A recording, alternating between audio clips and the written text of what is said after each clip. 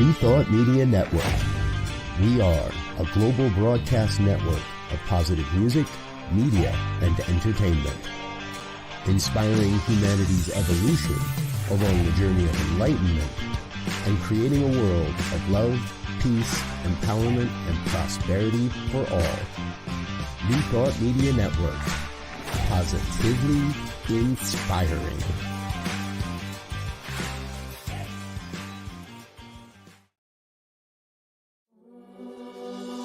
Free my mind, open my heart with the whispers of truth. To live a conscious life, to live a conscious life on the growing edge. On the growing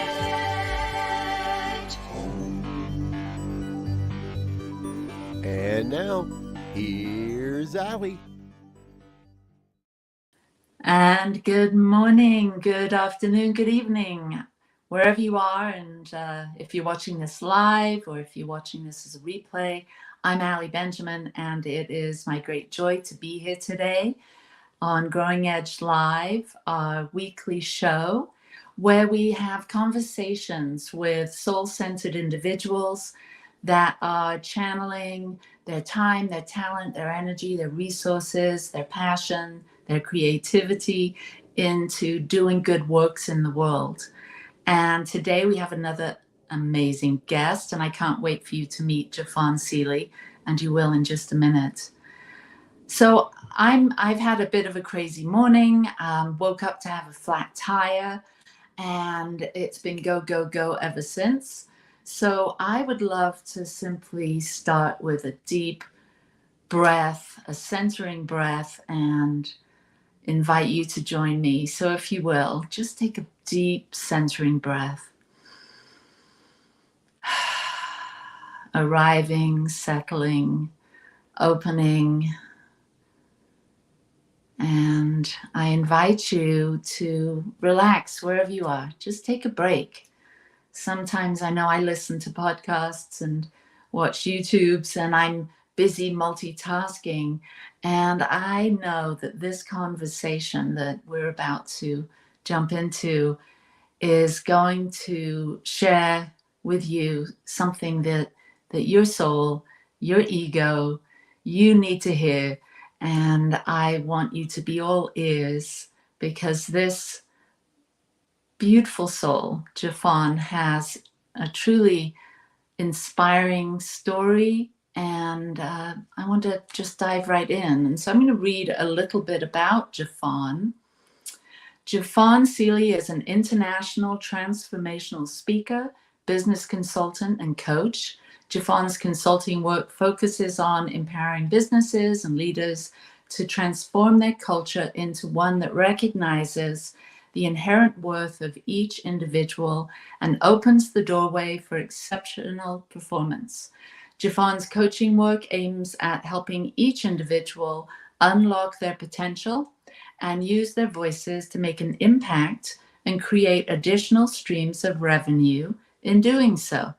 He has spoken at over 100 spiritual communities and led hundreds of trainings with organizations such as Home Depot, NASA, the Department of Defense, Kroger, BlueCross and BlueShield, and many more.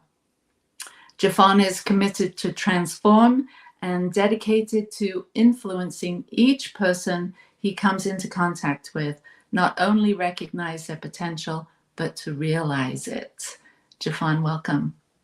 Thank you so much, Dr. Ali. Yeah. It's great to see you. Yeah, it's good to see you too. Mm-hmm. Yeah, woke up with a flat tire this morning. That's always an interesting thing, kind of puts a spin on your day. Might have to change my schedule up a little bit today. But having said that, this time every Monday for me, every Monday morning at 10 a.m. Mountain Time, I get to close the door to everything else in my life and tune in to an amazing creative. And today we're going to have a conversation to explore you and the light that you bring into the world. Thank you. So, yeah, welcome. I'm looking forward to that.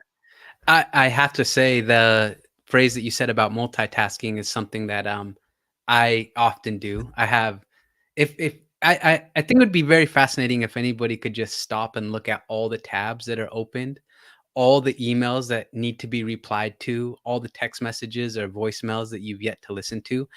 For me, it compounds quite quickly. So I understand that. Yeah, me too.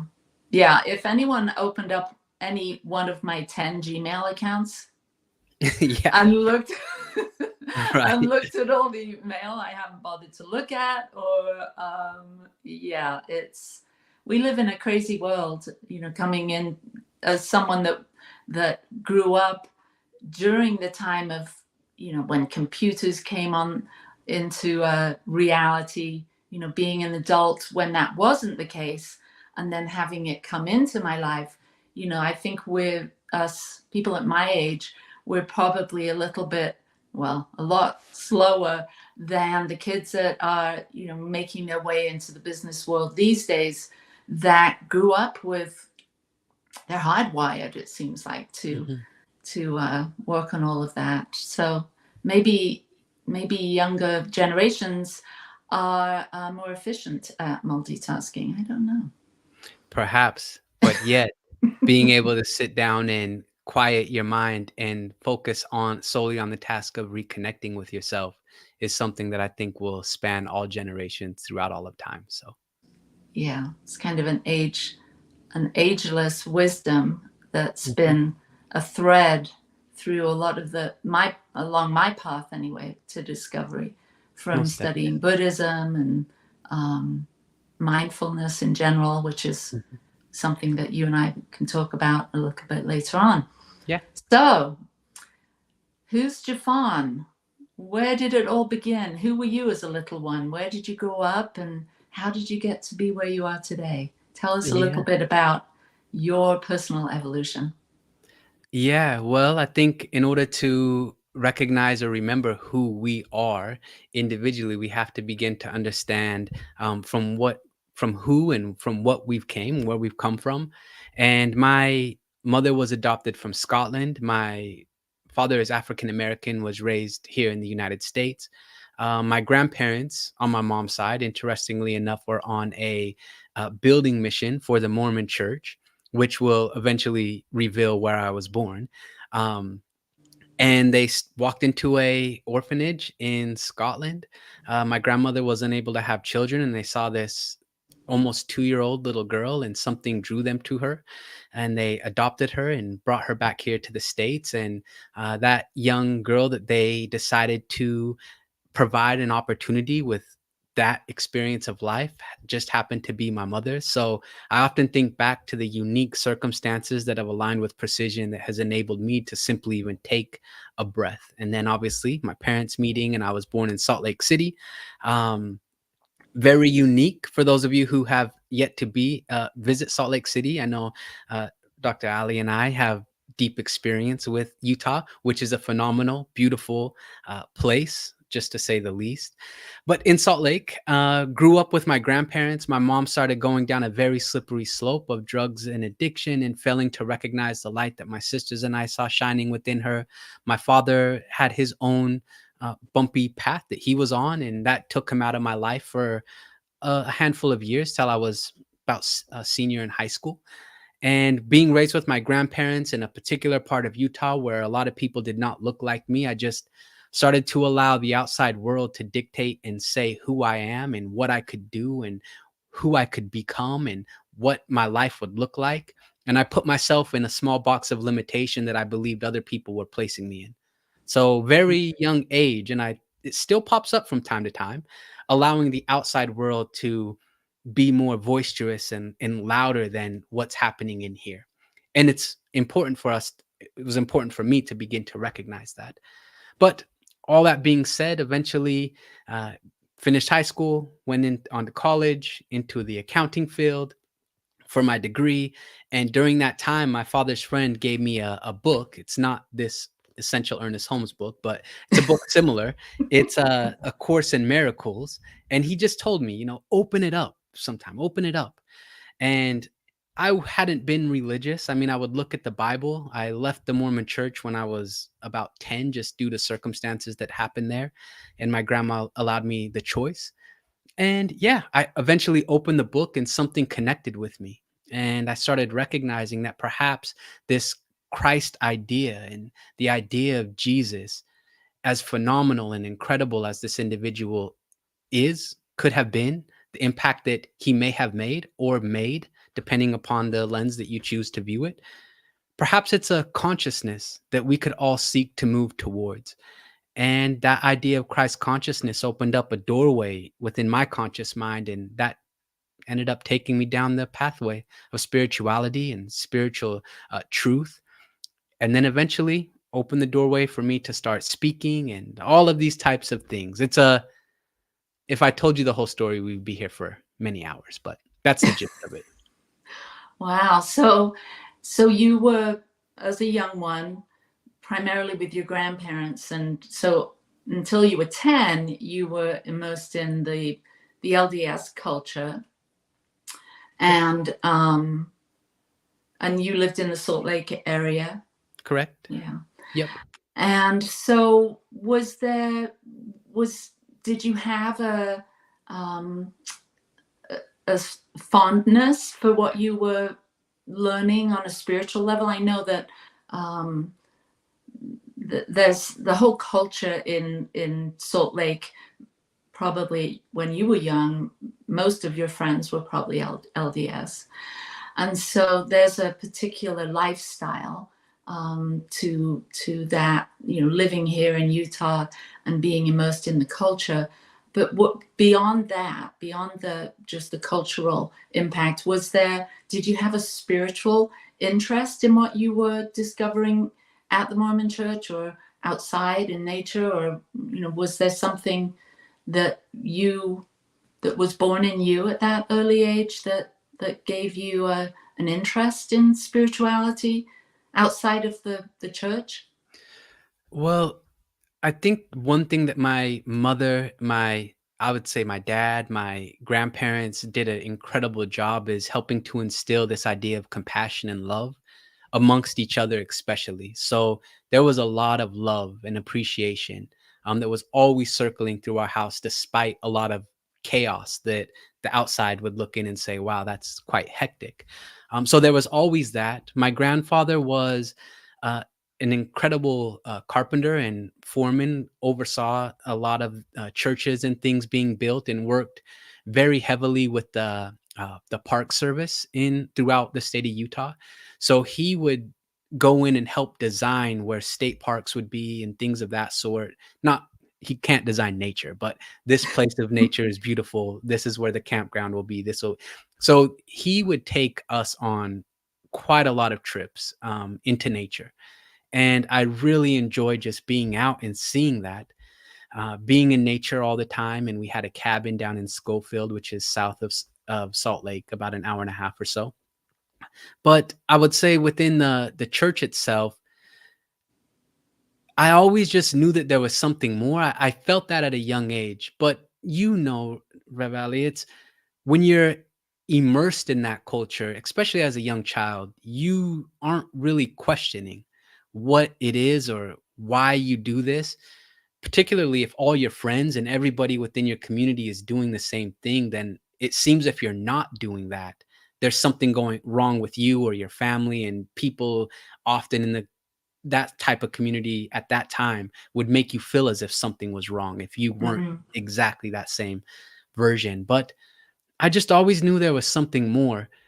As I got older, I did start realizing there were no depictions of anybody of color on any of the walls within the churches that I looked at. And I remember fondly just some of the philosophies and teachings of people who were more sinful than others would have darker complexions than those who are more holy. And that didn't really fit well with me because my sister and I were two of the only ones who had a little bit different skin. And I was thinking, I'm just the same as everyone else. Why would I come from this descendants of people who did bad? So those things that kind of articulated within my mind, or maybe seeds that were sown deep within that at a later time I would have to do some reflection and introspection to start trying to find some rationale or truth behind it, or the lack of truth behind it. So I'm grateful that I had that experience, and I'm not in the position, or it's not my role to tell someone that their particular path is wrong, because Mm-hmm. that path was important for me at that time, and it's still quite important for a lot of people who are continuing down that voyage, that Mm-hmm. mountain road, so to say. Yeah, beautiful. So when you started to step away, you said your grandma was gracious enough to allow you to make that choice for yourself. That must have been a thing for you, being in school, being around. Um, Not everyone was LDS, I'm sure, but now you're not doing the same kinds of things that they're doing on a Mhm. weekly basis. Was that that was a transition for you, moving from going along with your friends and going along with the community to now not? How was that? Well, one thing I absolutely loved was when it was NFL football season, I could watch football. My grandpa would always watch football on Sundays. He didn't go to church. So I was like, well, I can just stay home with grandpa and watch this. But the circumstances that allowed my grandma to make that choice, or allow me to make that choice, had to do with me leaving Sacrament early, because my grandmother was a librarian. So we could always leave Sacrament 10, 15 minutes early. For those of you who don't know, the Mormon church has about an hour-long meeting of Sacrament where you go through, conversation, and then you go into Sunday school and things of that sort. So always after Sacrament, or right before Sacrament ended, we would go into the library and we could color, play, do things, waiting to go to Sunday school, which meant my sisters and we were the first kids in our Sunday school class because we were already out of Sacrament. And I walked into that classroom, and on the chalkboard, somebody wrote, no N words allowed. Mm. And the N word, and I heard that a lot. I mean, I heard people say that. And when I went and told my grandmother, and we went and then talked to the bishop, he kind of is the head of the ward. And they knew exactly who did it, but he didn't do anything about it. He didn't have a conversation with the kid or with his family. And I think that was the first time that my grandmother, she was raised in central Utah. She was a white woman, incredible, phenomenal, full of compassion and love. But I think that was the first time she saw racial discrimination to somebody who she loved dearly. And Mhm. then without any course of correction from the people who are said to be the authority figures within that particular ward, she said, if I don't want to go, then I don't have to go. So it was fascinating. But again, it's not any ill will or upset. That's just what it was.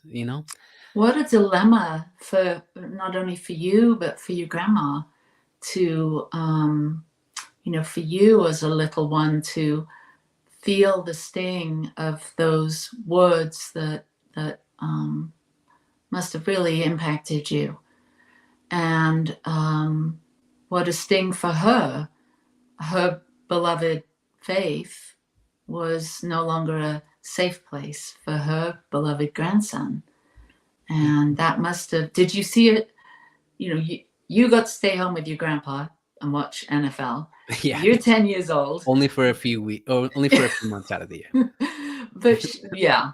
And then she had a role or a position within the church, and so she had to keep going. And obviously, well, not obviously, but she kept going. And did that impact her that you were aware of? Um, Not that I know of, but she was very good at probably suppressing things. Um, and she's no longer here, so I can't go and ask her. I can ask her, but I can't verbally ask her. I would say though, despite that, I still remained a part of some of the young adult things that they would do. I would still be involved with scouts, which is very prominent in Salt Lake, especially throughout Utah. So I would still be associated with a lot of my peers, so to say. And yeah, but there was just no conversation about what happened, and it's almost like, well, it is what it is, and that's done. But there was no. I will say, I think that is something that I embraced and added to my repertoire of building a complex of inferiority, which stuck with me for many, many years, all the way up until I graduated college, until I found spirituality and started really diving deep and not just intellectually understanding it, but embodying it and seeking the wisdom of it, and letting my life be a reflection of what I say that I believe. Um, that's when it started to crumble apart. So yeah, I think all in all, Dr. Ali, it was just looking back, I'm grateful. Things could have been handled differently. And if perhaps they were, then maybe I wouldn't have turned out the way that I am. As a matter of fact, I would not, because every circumstance in our lives were absolutely essential for the development of who we are in this moment. So, Hmm. Yeah, I can see you said that that sort of just gets folded into your repertoire, your tool belt, or your bag of tricks that you bring out into the world with the work that you do now. Um, how about your sister? Was she part of this stepping away as well, or did she stay? she was a little young. She was 3 years younger than me, so she still, went and, participated within, and my younger sister was 6 years younger than me, so Mm, she's continued to go. And, she's still my youngest sister still has affiliation with the LDS Church, but my middle sister, she eventually started going her own path, and her father was, more in the Baptist faith, so she would mm, go to a Baptist church in Salt Lake, where it seemed to congregate with a variety of people, black and brown folks, and she enjoyed that quite a lot. yeah. So, what's your particular? How have you woven all of your early spiritual experience? How has that sort of influenced you in developing a path now? You talk about mindfulness? Is Mhm. that and A Course in Miracles, Yeah. and you also have spoken at 100+ spiritual centers. So, what if someone was to, if you were to meet someone and be sharing who you are as a spiritual person, how do you frame that up?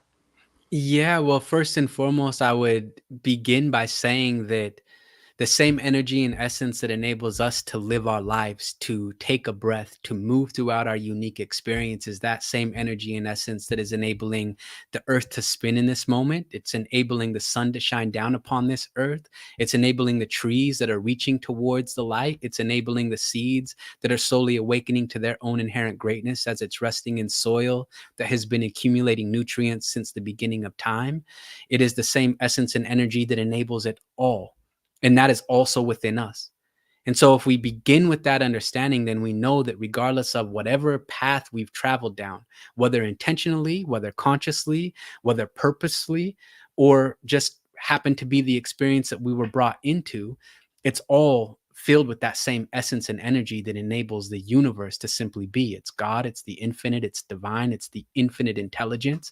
And so, as we look back through our individual lives and we start recognizing, as I've said, my mother adopted, my father, um, them coming together, all things throughout history had to align with precision to enable them to meet in that moment. First and foremost, to enable them to even have a breath, they're breathing and living. And then for me to be brought about. Innumerable things have happened throughout the history of the universe to enable that to be. So that in and of itself is one of the greatest blessings that I would think anybody could comprehend or even try to comprehend. And then we start looking at our individual past. And as I shared some of mine, all of those stepping stones, whether it seemed as if they were incredible, abundant platforms of opportunity or seemingly stepping stones of darkness, doom, and depression, they were absolutely essential and imperative to bring me into the person that I am here today. And through those abundant peaks of happiness and joy and love and prosperity and wholeness, and through those very dark valleys of despair and fear and anger and animosity and jealousy and insecurity, that same light was still with me. It never left, because I'm breathing, I'm living, and I have a spiritual essence that's enabling this physical being to be. And so as I look back through all of that, it was all essential. And so I encourage individuals to look back at their lives and start pinpointing the things, most often the mismanaged memories that we continue to replay within our mind, that often change because we give it whatever feelings and emotions we're feeling at that time. And then it strengthens within us, whether positive or negative. And we start recognizing that through all of those circumstances, we were still empowered by God, by the infinite. And we are still here. And we are actually we are that which enables our reality to unfold into and of itself. So we are helping to create our lives in this moment of now, whether we're carrying those burdens of the past or whether we're carrying those incredible ideas of what we can become. And so I try to encourage everybody just to be aware of what's taking place within them, to not allow the past to outweigh what's existing in the present, to have positive expectation of the future, but still be extremely appreciative and grateful for this moment, and feel that spark of life that's enabling you to be and connecting you with everything.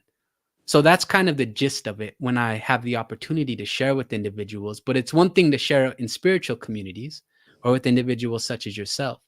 And it's a completely different thing when I have the opportunity to go speak within organizations. I can't say, grab the clear quartz crystal under your seat, begin chanting, and you will magically create an inclusive culture. It's more so helping walk individuals through a process that I like to call becoming an astronaut of inner space, and really recognizing what's taking place within you, because the greatest work that we can do is the work that nobody sees. And to the degree we do that work is the degree to which the world out here begins to change. So. Whew, that's a lot to take in. And I love that version of spirituality. It seems very interconnected and all-inclusive, and that we're all a part of that. It doesn't really matter what religion we may have been brought up in. It's the words that you uttered, the threads of truth woven through that. I feel I'm sure there's a couple of words like quartz crystal that you might have to get rid of in the corporate world, but I have some quartz crystal somewhere around too.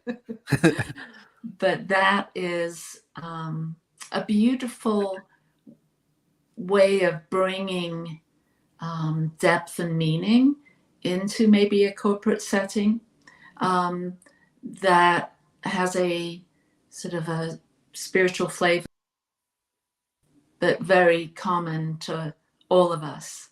Yeah. So, yeah. Yeah. Well, it's a human experience.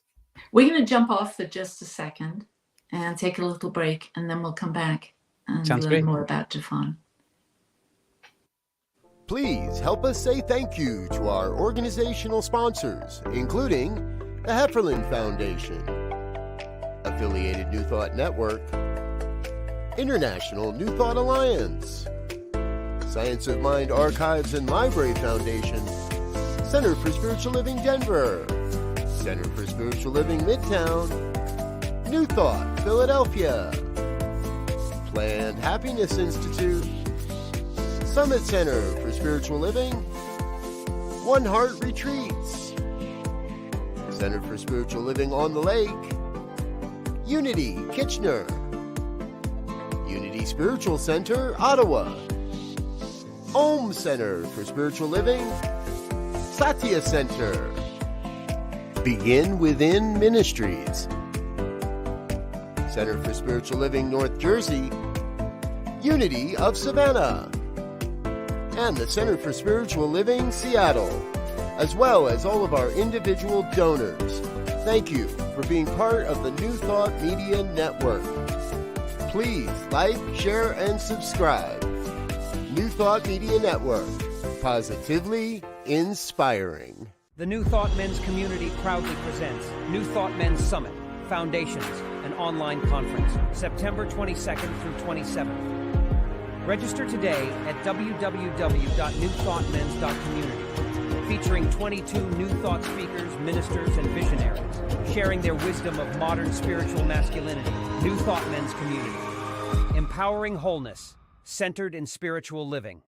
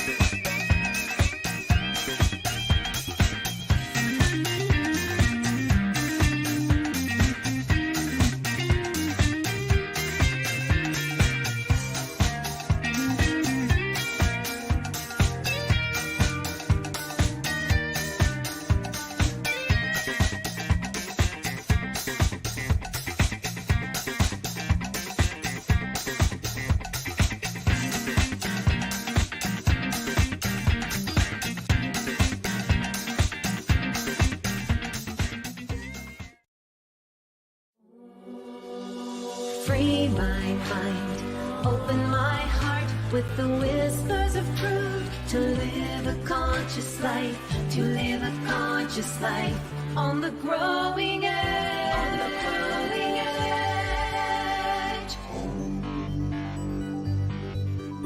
edge. And now, here's Allie. And we're back with Jeffon Seely. Welcome back. So we met maybe a decade ago. I don't even know how many years ago it was. And at that point, it seemed like you were coming out in the world as a speaker and a motivator coach. And so I'd love to know how you graduated from university, and then you got inspired to start speaking and sharing your powerful message. How did that all transpire? Yes. So, as I mentioned, my father had a friend when I moved to Seattle, and I was residing with my dad, which is important for me to know. My mom did recover from addiction. Mhm. My father and I have a great relationship. It's no animosity, no finger pointing. Everybody's on their own journey, and you can always love individuals regardless of what they may be going through. But when my father's friend gave me that book, Course in Miracles, and then another book called The Way to the Kingdom by Joseph Brenner, something just opened within my mind, and I started writing poems. So right as I was about to graduate with my bachelor in accounting, I started putting together these poems, and I put it in a small little book. And me and my friends, once I graduated, we started walking all over Seattle, just selling as many as we could. And we sold a few thousand, and that led me to meet a variety of incredible friends, which is important to note. If there is something that is stirring within your spirit that you feel you are called to do, write a book, share an idea, whatever the case may be, and you choose not to listen to that, there are individuals who are walking this planet who could greatly benefit from what you have to share, and the connections that you make might open up an entirely new doorway Mm. of opportunity that's always there for you. And that's what happened in Seattle. And so meeting a variety of friends who I consider my brothers, we started doing music, and I was doing open mics and just sharing my message, not really knowing what I was going to do. But all of this was important because what it was doing, and I was unconscious of it or unaware of it, was helping me to become more comfortable sharing in front of individuals. And yeah, so I moved eventually to Atlanta, and I didn't know that there were spiritual communities until I jumped on Google and typed in spiritual communities, because there are a lot of churches in the South. If you do not know that, I thought there were a lot of churches in Salt Lake, but there's a lot of churches in the South. And I was like, there has to be at least one spiritual center. So I walked into the Spiritual Living Center of Atlanta, which is affiliated Center of Spiritual Living. Reverend David Alt was the pastor there, the reverend there, and I just was soaking it all up. And eventually, he gave me an opportunity to speak in front of our congregation, which was a few hundred people. And the reception that I received from our congregation there in Atlanta was so incredible that something just within is like in a meditation, I felt called to just start speaking. You don't know how, just do. So I asked David how I go about doing it. And he's like, well, just why don't you just reach out places? And it took me 6 months to get confidence to start reaching out to places, unity centers, spiritual centers, CSLs. And then they eventually said yes. The first one that I did was Unity Church of the Mountains, I think, in Georgia. And I went in with like an oversized suit. I mean, I was trying to, was like not even being, I mean, my message was myself, but I was trying to portray who I thought I was supposed to, how I was supposed to look. Because I'm not a practitioner. I wasn't a reverend. I didn't go through any of the paths that a lot of the speakers who speak at spiritual communities have gone through. But yeah, and then I was visiting Utah and I reached out to all the spiritual centers like I would often do when I would be in a certain place. And I reached out to you and you said yes and let me speak. And I think that was maybe the third or fourth place that I had the opportunity to speak. And that was, I think, either the end of 2014 or the beginning of 2015. Yeah, well, it was your being in at our center within our community was a real blessing. We loved hearing from you, and you even did a workshop for our youth program. Mm-hmm. And so that was really, really special for us. And I had no idea. I had seen a video of you at the Atlanta Center. Oh, here's Michael chatting. I remember the day. There he goes. Yeah, he's at the tire shop fixing my flat tire at the moment. Oh, that's how it works out. Yeah, but we were surprised to know that you were from the Salt Lake area, because I had actually seen the video of you speaking at the Atlanta church with David Alt, and was really inspired by your energy, your confidence, your ability to put your thoughts into a beautiful stream of consciousness and articulate it with such embodiment and such a sense of purpose. So have you found your purpose, would you say? Is this, I know we're going to get more into what you're doing in the corporate world as well, but what is your purpose, would you say? Well, at this moment, I would say it's to assist my fellow human beings to recognize the inherent greatness that they possess. And that could be in speaking, it could be a variety of ways, but I found that speaking one to many has been a great way to at least plant that seed. Might not be able to walk somebody through an entire transformation process, but at least they might be able to get something or grasp something that allows that transformation process to start. And transformation, by the way, is something that's permanent and irreversible.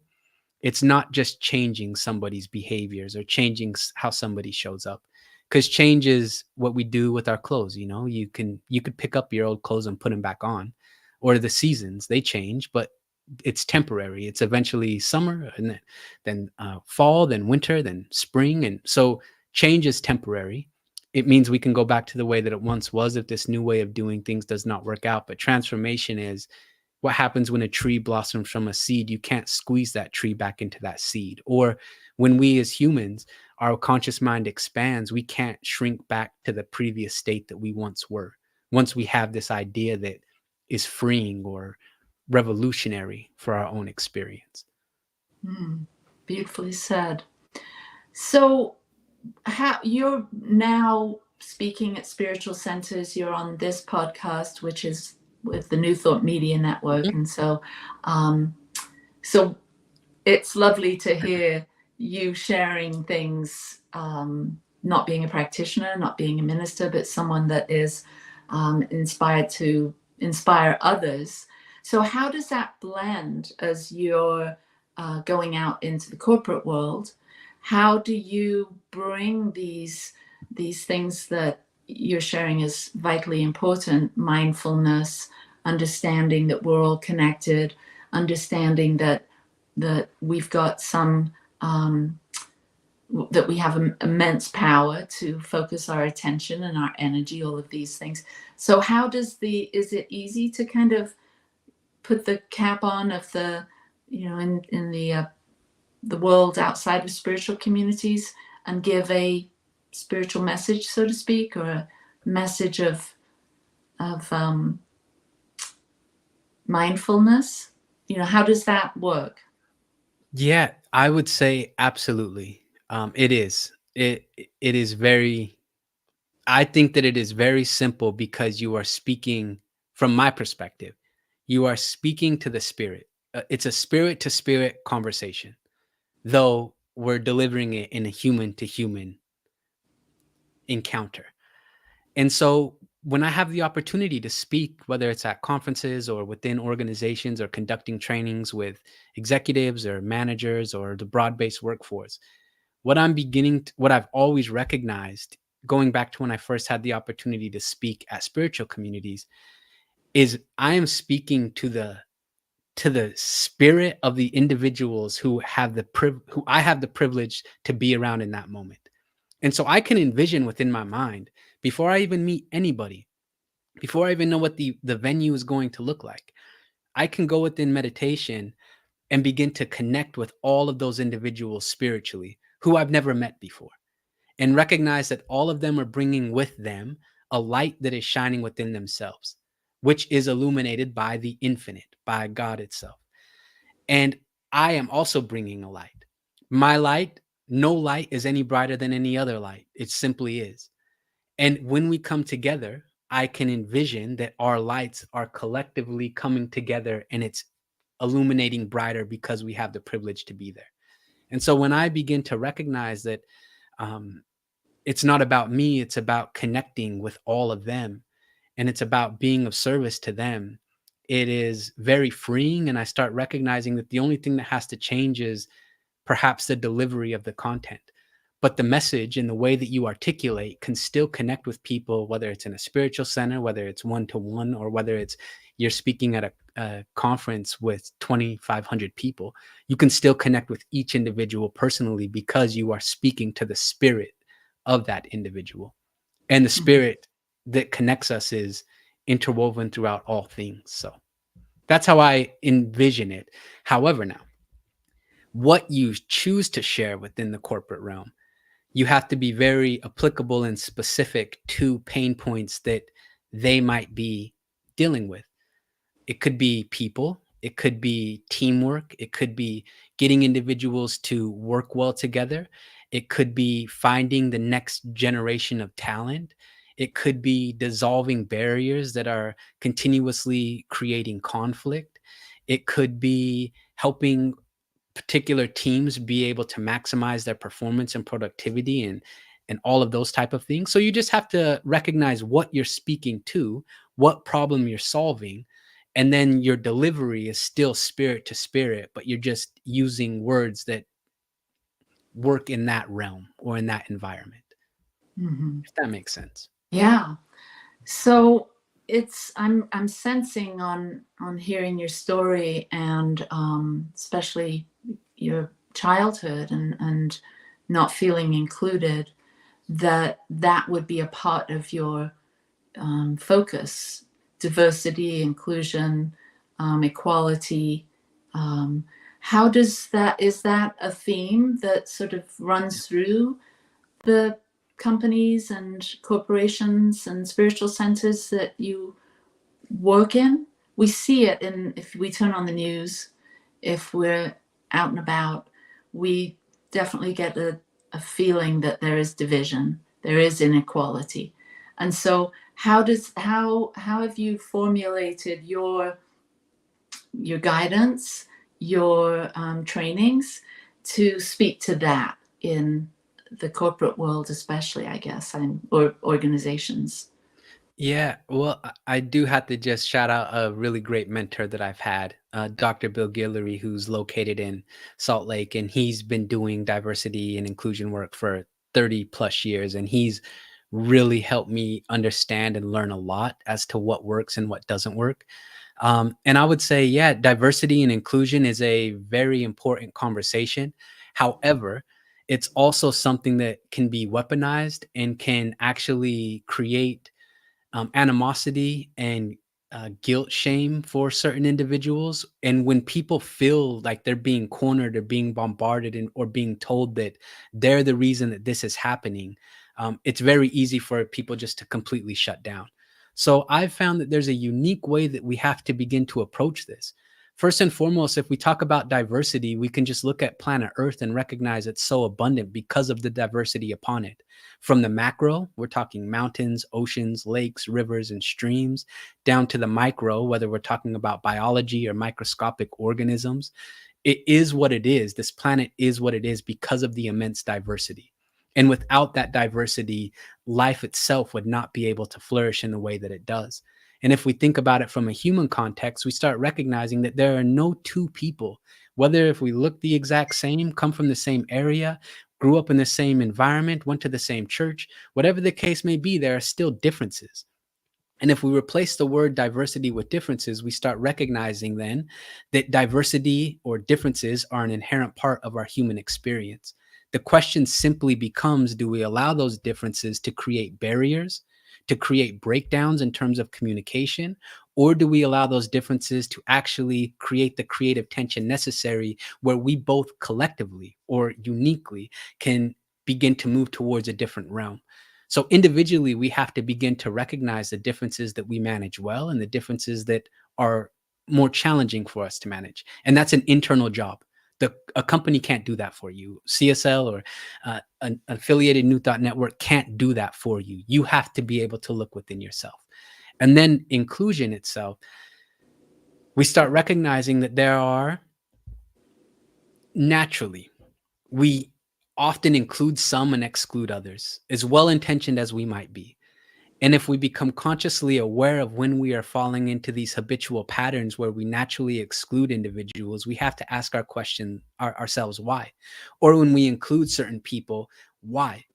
And more often than not, what I think that I'm discovering more and more of is that it's predicated on this illusionary dyad that we often walk around with, that we're completely unaware that we're seeing the world through. And that dyad that is illusionary is superior, inferior. And at times, and what I mean, not hierarchy or org chart or who's where, but at times there are moments when individuals feel as if they are superior to another human being. And if somebody believes that they are superior to a person or a group of people, then more often than not, we naturally exclude them. We feel as if we need to save them or they need help, or why would we listen to them? And there are a variety of ways that this complex of superiority comes into play. Could be the amount of money somebody has, the title that they have, where they grew up, the house that they live in, the car that they drive, a variety of things. But there's also on the flip side, inferiority complex. And that's what I walked around with. And when somebody feels as if they are inferior to a person or group of people, then they naturally exclude themselves. And both of these ideas, superior and inferior, from my perspective, drills down to a deep sense of insecurity. And the reason why is because you cannot believe you are superior to another person or inferior to another person if you recognize the inherent worth of the people you have the privilege to be around. And that inherent worth that we've all come into this earth possessing is not predicated on titles, accolades, the amount of money you've made, what you've done with your life. It's predicated on you being a human being. And I think that why it's so challenging for us to remove this illusionary dyad from the veil that covers our eyes is because, first and foremost, we are taught at a young age competitiveness, and especially in America, a variety of things that put us here and others there, or us here and others there. And it's challenging to begin to recognize the inherent worth of another person if you've yet to recognize the inherent worth within yourself. And if we are willing to do that, then it would seem that that would allow us to begin to see within others what we've also recognized within ourselves. So that illusionary dyad is something that I share frequently within organizations, because if we were able to resolve that, whether at a corporate level or a business level, at a state level, at a national level, or as a global level, all division would stop like this. Mm. Wow. So when you share these mindsets in within the business world, within corporations, within organizations, um, what's the result? What I mean, when you've got the CEO, the CFO sitting with the the teams that they manage, and you share this message of of each of us valuing each other and seeing our inherent worth, how does that shift organizations? How does that elevate their performance? Does it? Have you seen this really click in? And can you give I could just talk to you forever. Can you give a brief example of a success in an organization where it's shifted from maybe some struggle and tension to you coming in and sharing some of these mindsets that have elevated them to work more cohesively? Most definitely. First and foremost, hearing or participating in a training does very little if the individual or group of people who are in those trainings do not begin to do the work. Um, that's like you telling me, Jeffon, look, be aware and be more conscious and be more attentive of what you're doing. Sounds great, Ravali. I'm going to do that. And then I turn off the computer and just go back to my same old habits, and you're like, I told you what's the matter? And so sharing is one idea, at least the training is one idea, but it does not become a skill. It does not become a natural behavioral pattern until we continuously embody that idea. And so training, speakings, conversations are powerful and profound, but it's often left up to the individuals to continue to put that into motion when nobody's around. And by default, most human beings will just revert back to the old habitual patterns because it's familiar, it's comfortable, even if it's been creating chaos. That's why transformation's so hard. Sure, I can try this a day or two. I'm going to try to change it. Oh, that was a little too difficult. Let me go back to the way things were. But organizations who are serious and individuals who are actually committed, and by committed, I mean able to accomplish the result any means possible, regardless of the obstacles that come up. I mean, I'll go over, under, around, or through these obstacles because that result is so important to me. Incredible things can happen. And the way that I've seen that within organizations requires humility from individuals who are in often the executive levels, because it's humbling when you begin to recognize that you are not any better than the entry level position you just hired from a human to human level. Maybe on the org chart, yes, you are, because you're overseeing a variety of things. But with this humility, individuals can begin to go through this process and they start recognizing the particular areas where they are slipping into this unconscious pattern that is perpetuating the very culture of exclusion or whatever the case may be that they do not want. So when they are willing to catch themselves and be more aware, then things begin to shift. And an incredible way that organizations do this is a very in-depth performance-oriented survey that accompanies the trainings that we do, because then they can see very clear, black and white, this is what individuals are saying is happening to them, not what you think is happening to them, what they say is happening to them. And this is a particular thing that you can begin doing to lessen that gap of exclusion that is happening with this core group of people. And then if they have these, particular steps, then it's quite easy to do. Otherwise, the reason why we've been talking about diversity and inclusion, especially in America, for 30 some years, and it's hard to find an organization that truly embodies it, not just verbally, but embodies it collectively, is because it's not about policies, practices, procedures, and behaviors. It's about an internal shift that has to happen within the individual humans. And to the degree that we do the work is the degree to which we show up differently. And if we collectively do this together, then everything around us will reflect that shift. Wow.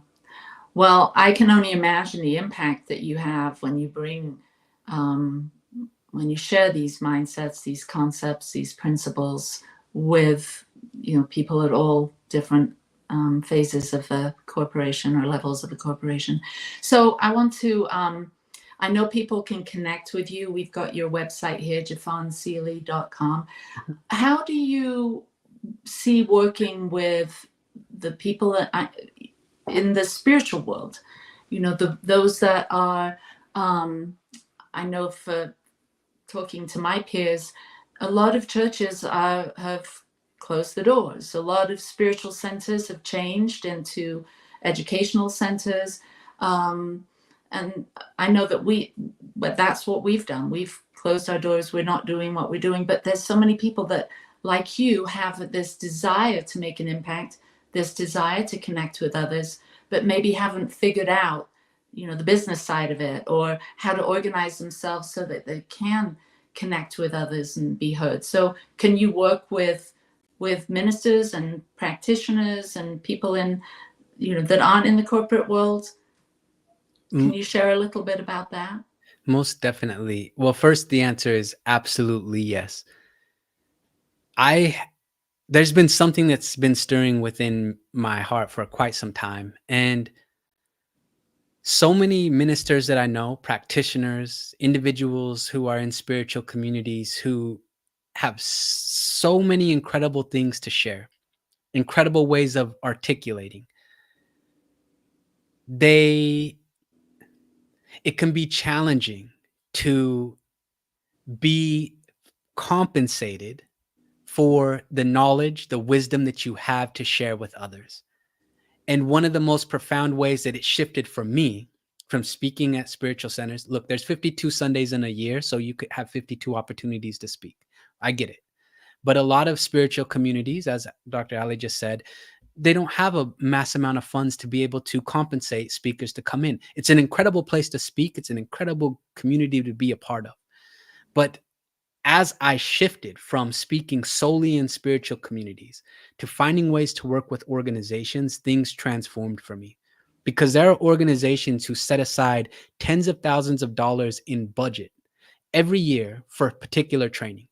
Now, that means for us as spiritual individuals, what I like to call conscious speakers, to find ways to match the pain points that people within organizations are having and tailor messages for that. Understanding now, we can't use the same lingo that we shared at Unity or at Centers for Spiritual Living or at Unitarian Universalist centers within those organizations. It can be the same principles, but it can't be the exact same lingo. If you find ways to match up pain points with the particular things that you are incredible at speaking of, there is an immense opportunity available for all of us. And one thing that really just makes me upset is seeing how many incredible ministers, practitioners, spiritual individuals who have such incredible messages, and the lack of abundance that comes in by way of them sharing that. Especially for those of us who have been walking down the path for decades, acquiring so much wisdom in order to share with others, only to go share somewhere and get $100 or $150. That might pay your phone bill, which is great. But I mean, you know, and so how can we as conscious individuals, conscious speakers, begin to reach people who are waiting to hear our message?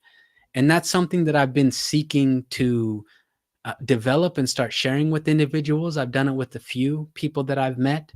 And it's just an incredible opportunity. So I would just share with anybody, if you're interested in that, I don't have a go here and get this, but you could reach out to myself. You could reach out to Dr. Ali. She could put you in contact with me and at least just have a conversation, because we deserve to walk in this realm of abundance, because we are abundant and we are of abundance and we are of the ultimate abundance. I mean, we're filled with life.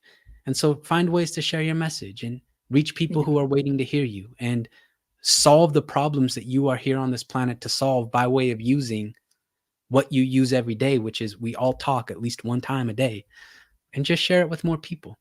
All right, Jeffon, we're right at the top of the hour.